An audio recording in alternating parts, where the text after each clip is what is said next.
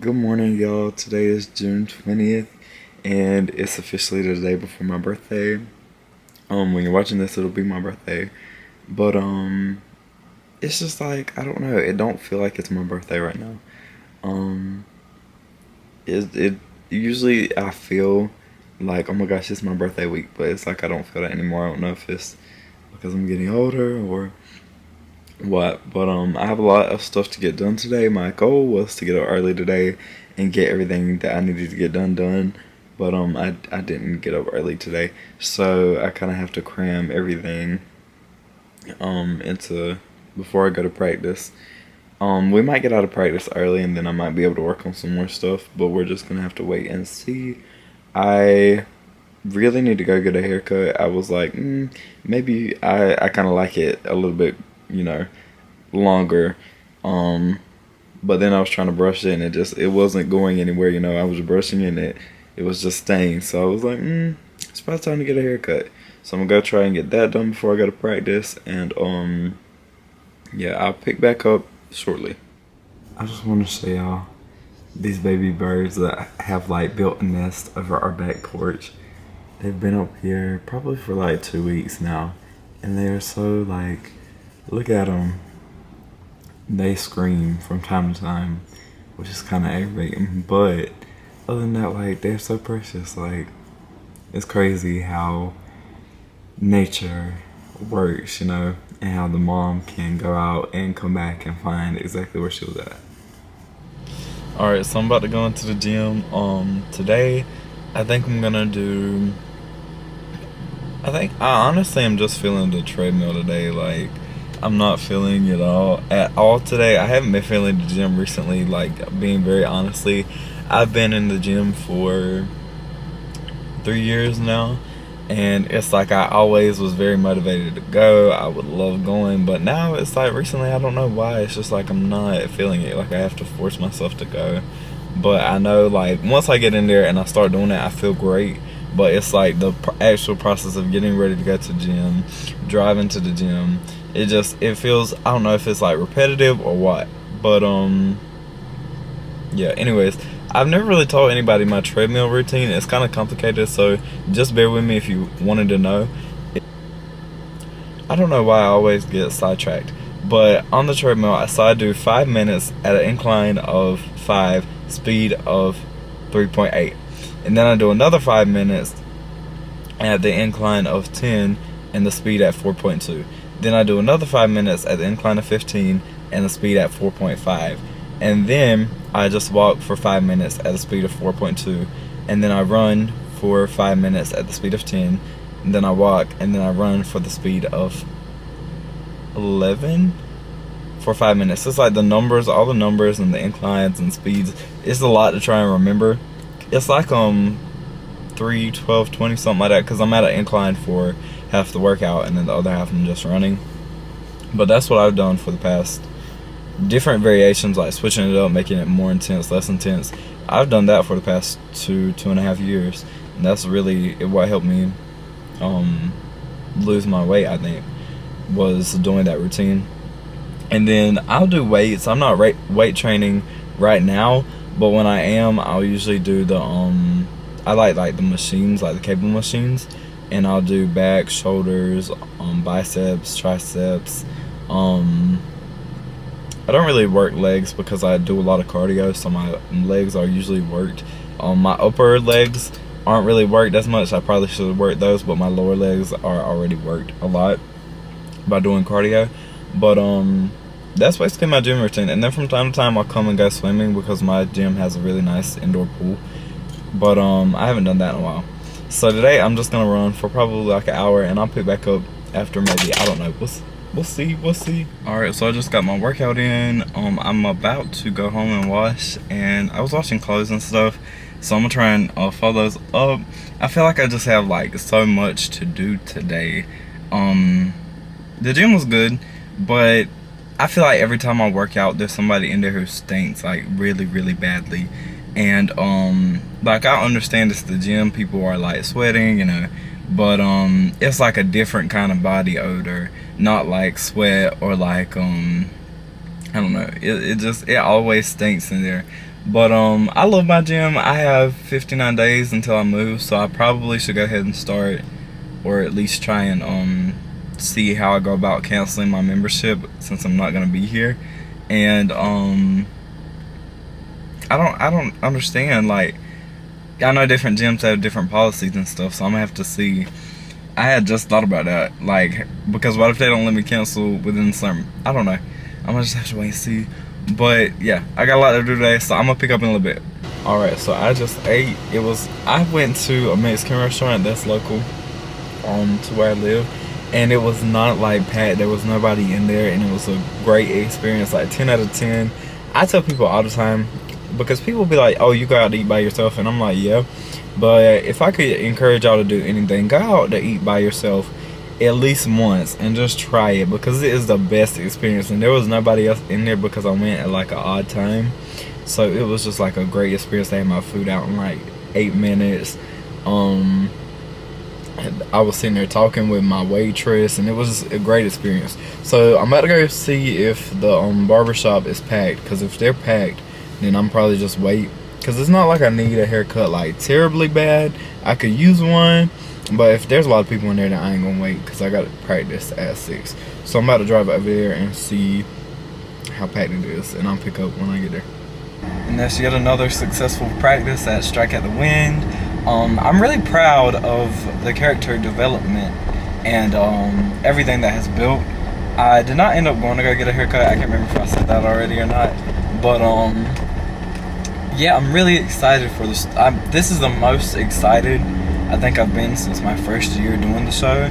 I don't want to give away too much, because there's a lot of stuff that I think people are really, really gonna love. I'm playing boss for the first ever time, which means I'm learning new scenes and new material, because it's like being Wesley and Calvin.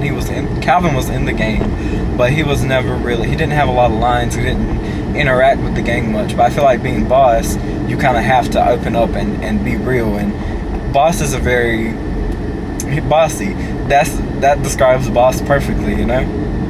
And so being him, you kind of have to be that assertive, more, he's not very open-minded to the ideas that the group brings to him. But I don't want to give away too much. I don't want to spoil anything. But being able to learn his lines and be in different scenes that I've never been in before, even though I've done the show for 5 years, it always makes me even more excited. And there's new direction that we're kind of going towards, and a new theme, and that always excites me even more. Last year we did it inside at the GPAC, and this year we're kind of bringing the show back to the Cultural Center, which is where it was at for the majority of its run. You know, I think it's been done at the GPAC for maybe three years in the entirety of its span, and all the other times since the 70s it's been done at the Cultural Center. So it's exciting to bring it back to a new stage. And I'm just going to say everyone is in for a treat. Like, I plan on speaking about it more in the magazine, but I also don't want to spoil anything. But we're reviving a lot. We're celebrating the show, the history of the show, the history of the story, the history of the amphitheater. We're celebrating everything. And it makes it even more real, I think. Every year I feel like I look at the show in a different way. And it's like this year I'm really putting myself into that story even more. And I've said it, I feel like every year since I started that I'm putting myself into the show. I'm putting myself into the show. But it's the truth, you know. I really am going into the story head on and soaking it in, understanding what the lines mean. I think is a very important thing this year for me, so that way I know how to react. Because for every year I've done the show, that's been a big thing for me, is my reactions. Because like I said, Calvin doesn't have many lines, even though he's in the games, which means he's on stage for, you know, the majority of the show, but he's not speaking. So it's important for me to have that kind of language within his body language. That's what I'm trying to get out. His body language is important to me because he doesn't speak often. So I want to make sure that it's conveyed, his feelings, his thoughts, how he feels about certain things, you know, or certain people, whenever they make certain lines. He was very emotive, and that's my goal with Boss, Spring to Boss this year. I've really, for the past 3 years, I focused on Wesley and Calvin and trying to build their characters, but now, for the first time, I'm only playing Boss, and so being able to step into this role and really focus on it and do the same thing that I was doing with Calvin and Wesley, you know, focusing on their body language and focusing on how they react to certain people and their relationships within the game, that's helping me form Boss's character, because Boss does have lines, but I feel like he's going to be a very well-rounded character on the day of the show once his lines and his body language and everything just comes together. It excites me a lot as a writer and as an actor to be able to sit back and kind of write out what I want this character to be, and take into account that this is a real person, you know, this is a real story that we're telling. Even though it has fictional elements in it, I still want to keep the essence of Boss, but I want to bring, it's always my goal to bring something new to the character. Even when I was playing Calvin and Wesley, every year I would make a goal. I'd be like, look, we're going to focus on this year. And with Boss, I want to make him a well-rounded character altogether, you know, and make him be the highest, most, because the way that I've always seen Boss since I started doing the show was an assertive, confident, like he knew what he was talking. I know the word, but I don't know the word I'm looking for. He always was confident in whatever it was that he was saying, and anything that he said, he stood behind 100%. And so, doing that it's fun, you know. And I'm excited to be back. I'm really, really excited to be back, and being able to bring the show back to the amphitheater is just a whole nother. It adds a layer of excitement to me, because this is the first show back at the amphitheater since the remodel, and for years the show has been put on at this amphitheater, but it's a completely new space. I feel like, you know, the essence of it is still there, but visually it's a completely new space. So having it almost as like a blank canvas to put the story back on, it's an honor, you know, to be able to be the first people performing on this new stage. And I can't imagine what this show is going to do in the years to come. It's my prayer that even when I'm no longer able to do the show, that it will still be prospering. But while I am here, while I am able to do the show, I want to do it to the best of my physical ability. So that's the goal. That's just a little. Thank you for coming to my TED Talk. But in other news, it's Kate and Eve. There's approximately 3 hours and 40 minutes until my birthday, and I have a lot of stuff left to do. I feel like I accomplished a lot today, but I still have to finish the magazine. I'm like 30 pages in, and I still got like 60 more to do. So we'll see how that goes. Once I get home, I'm going to pick up and work on that, and then tomorrow we have practice, but I'm kind of nervous because it's my birthday, so I kind of don't want to go to practice, but I also feel like because of who I'm portraying this year, it's important that I am there. But you know, sometimes things happen. So I'm just gonna have to see how I'm feeling tomorrow, you know, in the moment, because I didn't want to be like, oh, I'm not gonna be here tomorrow, and then show up, because it's a huge commitment, you know, to be able to be in these roles. Let me restate that. It's a big commitment, but it's also a huge honor to be able to step into these characters and step on into this show, you know, and step onto the amphitheater. All that is an honor because of the history behind it. And so in doing this, I'm not only representing today's cast or today's show, you know, today's iteration of the show. I feel like I'm representing the entire history of Strike at the Window and what it was, you know, and anyone who is local to our area and was able to see Strike at the Window during its heyday, I feel like will understand that statement of holding all that weight of the legacy, you know, the whole kind of message of the new Strike at the Wind is the legacy continues and is carrying on everything that everyone in the past has achieved. So missing a day, it might not seem like a lot, but it's a lot to me because it's an honor, you know. I'm really excited to be able to do the show again. And my throat hurts really, really bad right now because we did a lot of singing, a lot of screaming, a lot of yelling during rehearsal tonight. And so if my voice sounds a little off, that's why. I'm just trying to. I feel like every year when I come back, I have to kind of work it back up. 'Cause 9 times out of 10, I don't really scream. I don't holler. I'm more of like a mellow speaker. I speak kind of low and like very around here. A lot of times people can't understand what I'm saying because I speak kind of fast to get it all out. But with the show, you have to enunciate and you have to project.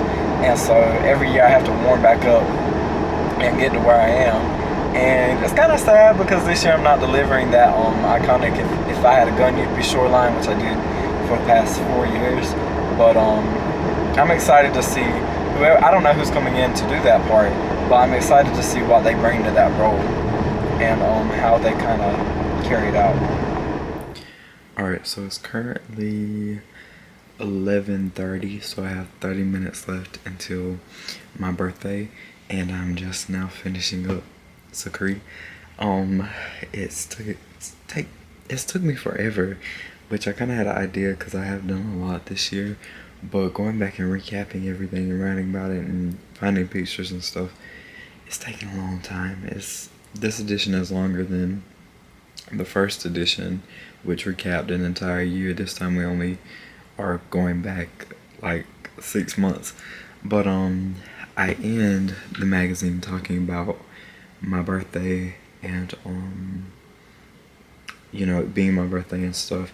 So I wanted to make the back cover of the magazine a collage shaped in the numbers 19, but I don't know if that's gonna take me a long time because I have to still upload every page of the magazine onto my website. So I'm gonna try and work on that for about 10 minutes. If it don't work, then I'm gonna just put a baby picture as the back cover. But I'm about to do that, and then it'll be my birthday. So I'm probably pause trying to work on everything.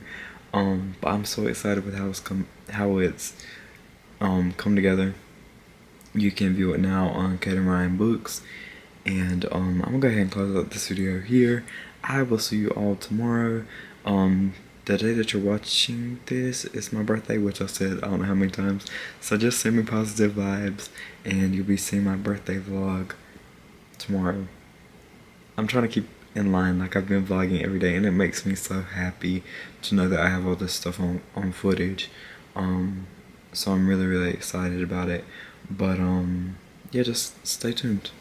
I love y'all. Stay safe. Make smart decisions, and I will speak with you all later.